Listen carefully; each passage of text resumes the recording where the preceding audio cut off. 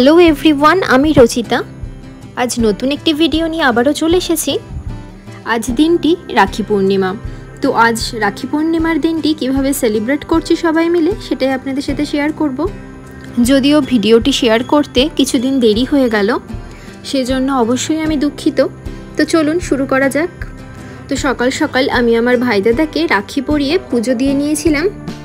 এরপর ওর ডিউটি থেকে আসার পর আমরা বেরিয়ে পড়েছিলাম ননাসের বাড়ির উদ্দেশ্যে। যদিও এখন অনেকটাই বেলা হয়ে গিয়েছে, আর এদিকে কালই ওর রায়গঞ্জ থেকে সব ভাই বোনরা এসেছে। এই যে দেখুন, ভাই দাদাকে এনে এখানে দিদিদের আসনে বসিয়ে দিয়েছি আমি।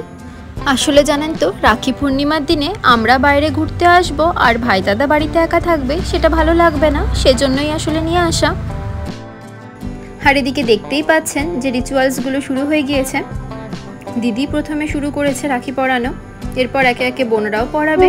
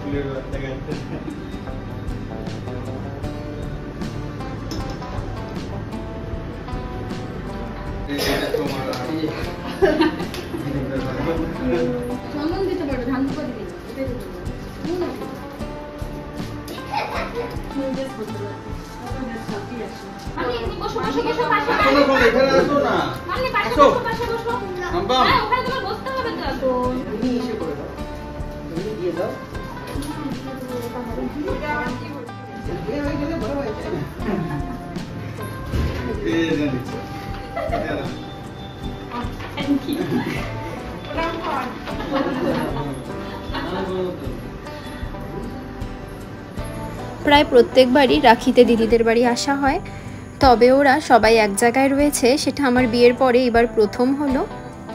কারণ প্রতিবার এইভাবে সবাই এক জায়গায় হবার সময় হয়ে ওঠে না। আর আজ ও যখন ডিউটি থেকে এলো, পুরো হাত ভর্তি রাখি ছিল, যেটা দেখে আমার খুব ভালো লাগছিল। ভেবেছিলাম একটা ফটো নেব, কিন্তু তার আগেই ও খুলে দিয়েছে। আর জানেন তো, ছোটোবেলা কিন্তু আমার রাখি পরতে বেশ ভালো লাগতো। আমি কেন, অনেক ছোটোদেরই হয়তো বেশ ভালো লাগে রাখি পরতে।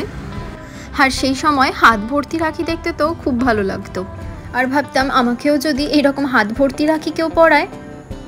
আর এদিকে এখন মামনিকে ওর মাসিমণিরা রাখি পরাতে ব্যস্ত। এবার আমাদের রাখি পরার পালা, আমরা আর বাদ যাবো কেন। আর আমরা তো রাখি পরবো না, চূড়া পরবো, কারণ বিবাহিতদের চূড়া পরানো হয়।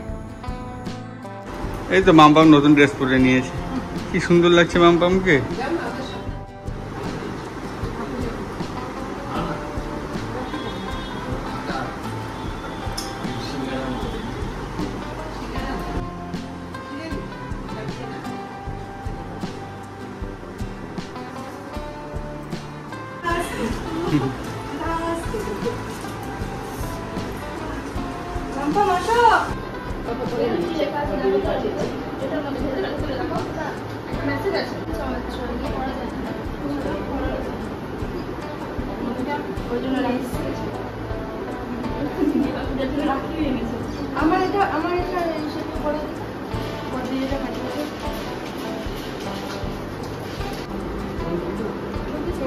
এবার হবে রাখি স্পেশাল কেক কাটিং। বিশেষ করে মামনির ভীষণ পছন্দ কেক কাটিং।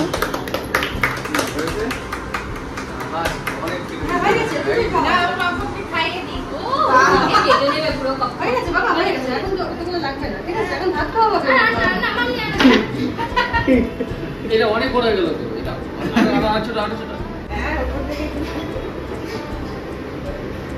একটু বাকি দাও।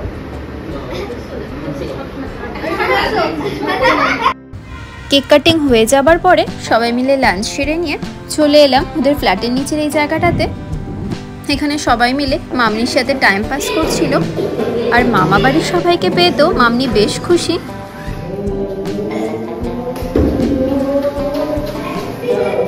তো চলুন আজকের মতো ভিডিও এখানে শেষ করছি।